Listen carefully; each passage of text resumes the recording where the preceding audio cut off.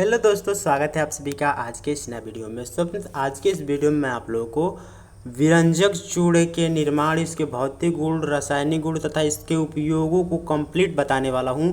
यदि इस वीडियो को आप पूरा देख लेते हैं तो आपके एग्जाम में ये 6 नंबर का क्वेश्चन पूछा जाता है और आपको एक एक कंसेप्ट क्लियर हो जाएंगे यदि आप इस वीडियो को पूरा देख लेते हैं तो। और यहाँ पे मैं विथ नोट्स बताने वाला हूँ कि आप अपने एग्जाम में किस प्रकार से लिखेंगे। मैंने कॉपी पर लिखा है और उसी चीज़ों एक एक चीज़ों को आपको एक्सप्लेन करके बताऊंगा कि आप किस प्रकार से अपने एग्जाम में लिखेंगे। तो चलिए शुरू करते हैं आज का वीडियो और मैं आपको दिखाता हूँ कि विरंजक चूड़े से एक भी आपको क्वेश्चन पूछ दिया जाए या इससे संबंधित तो कोई भी क्वेश्चन आए या इसके निर्माण से लेके, इसके भौतिक गुण से लेके, इसके रासायनिक गुण तथा इसके उपयोग, कोई भी टॉपिक आए तो आप किस प्रकार से अपने एग्जाम में लिखेंगे, मैं एक एक जानकारी देने वाला हूँ आपको। तो वीडियो को पूरा जरूर देखिएगा और अपने दोस्तों के साथ शेयर कर दीजिएगा। देखिए, सबसे पहले तो पूछा किस प्रकार से जाएगा क्वेश्चन, और ये जान लीजिए कि हर साल क्वेश्चन पूछा जाता है आपके एग्जाम में, एनी ईयर्स पूछा जाता है। चाहे 2 नंबर में इसके उपयोग पूछ लिए जाएँ, चाहे 4 नंबर में इसके रासायनिक गुण पूछ लिए जाएँ, चाहे 4 नंबर में इसके भौतिक गुण पूछ लिए जाएँ, लेकिन पूछा जरूर जाएगा, मैं पूरी गारंटी देता हूँ। तो वीडियो को पूरा जरूर देखिएगा और एक एक चीज़ों को अच्छे से समझिएगा। देखिए, यहाँ पे आपको समझना है कि क्वेश्चन किस प्रकार से पूछा जाता है। ये क्वेश्चन पूछा जाएगा कि विरंजक चूड़े के निर्माण, इसके रासायनिक एवं भौतिक गुण तथा इसके उपयोगों का वर्णन कीजिए। कभी कभी आपसे पूछ लिया जाएगा कि इसके निर्माण को बताइए, कभी इसके भौतिक गुण, रासायनिक गुण को, कभी इसके भौतिक गुण को तथा कभी इसके उपयोग को। कोई ना कोई क्वेश्चन जरूर पूछा जाता है। वो 4 से 6 नंबर में क्वेश्चन ये आते हैं। तो चलिए मैं आपको बताता हूँ एक एक चीज़ों को, एकदम मैं A to Z बताऊँगा कि इसका निर्माण क्या है, इसके भौतिक गुण क्या है, इसके उपयोग क्या है, क्या क्या चीज़ विरंजक चूड़े का किया जा सकता है, जो आपके एग्जाम में क्वेश्चन पूछा जाएगा। तो सबसे पहले तो यहाँ पे सामान्य परिचय, यदि कोई भी चीज़ पूछा जाए तो उसका सामान्य परिचय आपको देना है। सबसे पहले लिखेंगे विरंजक चूड़, आपको कॉपी में लिखना है विरंजक चूड़ और उसका रासायनिक नाम। तो इसका रासायनिक नाम क्या होता है? कैल्शियम ऑक्सोक्लोराइड।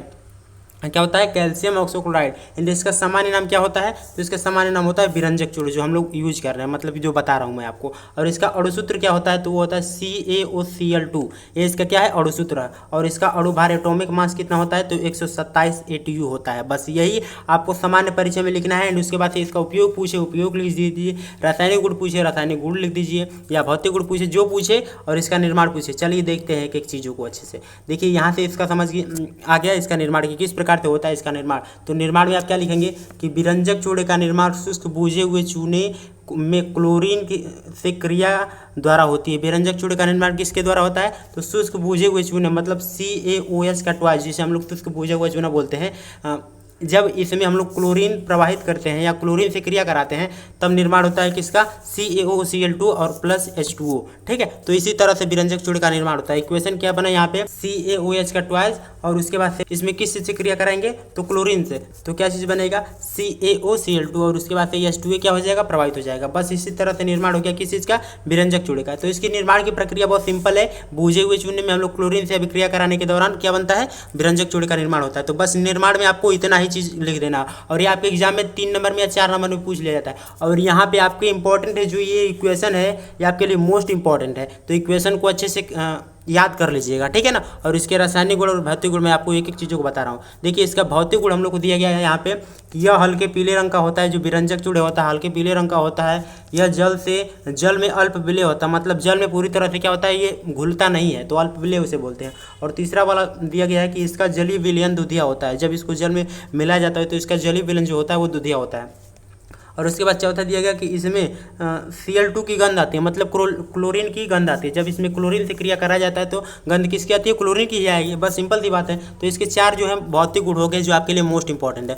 और यहाँ पे आ जाइए इसके रासायनिक गुणों पर। जो आपके रासायनिक गुण हैं ये मोस्ट इंपॉर्टेंट है। आपके रासायनिक गुण जरूर पूछे जाते हैं। यदि भौतिक गुण पूछेगा तो उसके साथ एक या 2 रासायनिक गुण जरूर पूछेगा। और ये 2 नंबर के रासायनिक गुण आते हैं। सबसे पहला क्या है? गर्म जल से क्रिया। इसकी गर्म जल से क्रिया कराने पर क्या होता है? जैसे यहाँ पे दिएगा कि गर्म जल से क्रिया, इसकी क्रिया गर्म जल से कराने पर क्लोरीन गैस जो होती है वो मुक्त हो जाती है। जैसे CaOCl2 है तो इसको H2O से क्रिया कराएंगे तो इसमें CaOH का ट्वाइस अलग हो जाएगा और क्लोरीन गैस जो होती है वो प्रवाहित हो जाएगी। बस ये क्लोरीन क्या हो जाता है? अलग हो जाता है।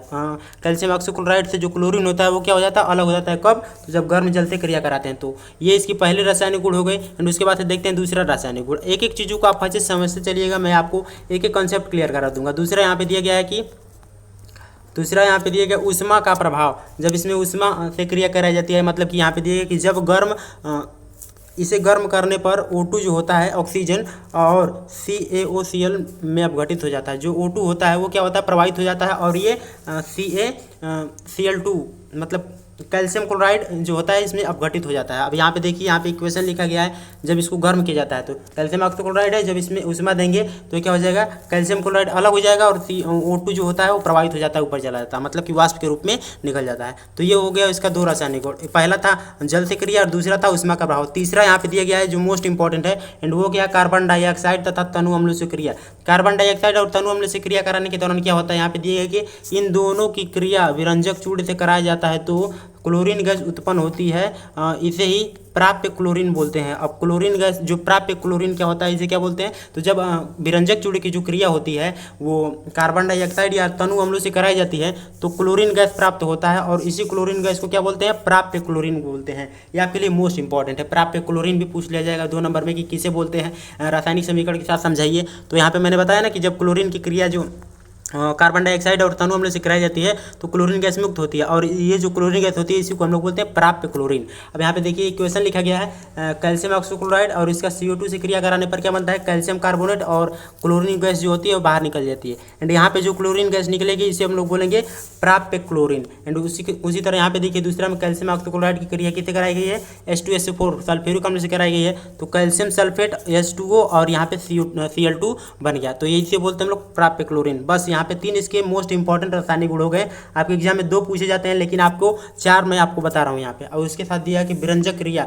जो मोस्ट इंपॉर्टेंट है, विरंजक क्रिया केवल यही पूछ लिया जाता है कि विरंजक चूड़ का जो विरंजक क्रिया होती है उसको समझाइए। और यहाँ पे दिया गया है कि तनु सल्फ्यूरिक अम्ल जो H2SO4 होता है से क्रिया कराने के दौरान CaCl2 CSO4 व हाइपोक्लोरस अम्ल जो हाइपोक्लोरस अम्ल बनता है तथा हाइपोक्लोरस अम्ल अपघटित होकर नवजात ऑक्सीजन, आपके लिए मोस्ट इंपॉर्टेंट है, नवजात ऑक्सीजन बनाता है। अब नवजात ऑक्सीजन क्या होता है यहाँ पे इक्वेशन के साथ समझिए। यहाँ पे दिया गया है कि कैल्शियम ऑक्सीक्लोराइड की क्रिया किसे कराना है, तो ये H2SO4 से कराना है। तो क्या क्या चीज़ बना, कैल्शियम क्लोराइड बना, कैल्शियम सल्फेट बना, एंड उसके बाद से कैल्शियम हाइपोक्लोरस अम्ल बना। क्या चीज़ बना, हाइपोक्लोरस अम्ल बना। क्लोरीन यहाँ पे दिया गया हाइपोक्लोरस अम्ल बना, कैल्शियम नहीं, बस क्या बना, हाइपोक्लोरस अम्ल बना।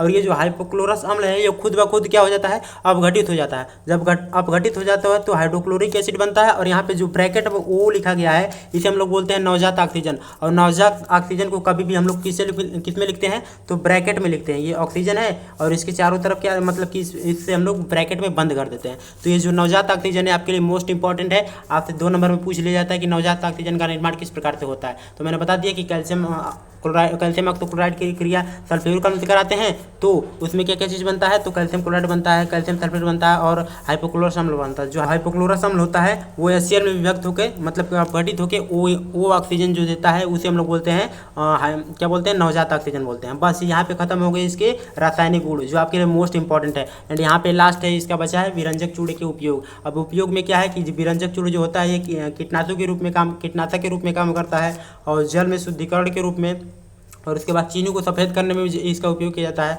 और ऊन को सिकुड़ने से बचाने में, मतलब कभी कभी अब सर्दियों के सीजन में जो ऊन होता है वो सिकुड़ने लगता है तो उसको बचाने के लिए मतलब सिकुड़े ना, उसके लिए किसका उपयोग करते हैं, तो विरंजक चूड़े का उपयोग करते हैं।